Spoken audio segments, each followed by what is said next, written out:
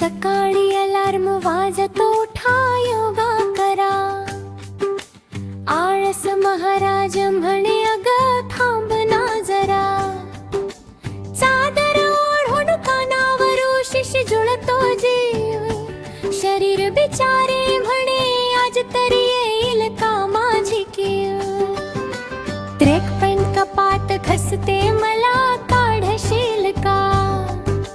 ती नुसते पाहून बसते. सलवार म्हणे, मीच बरी आरामात चालायला. बाई म्हणे, उद्या पक्का पण आज नको, मी जाते झोपायला. आणि वजन काठवचट आवाजात बोले, ताई मी खोट बोलत नाही हो कधीच. मग श्वास लागतो जिना, चढताना धापही लागते. तेव्हा आळस महाराजांची खुर्ची थोडी हलते.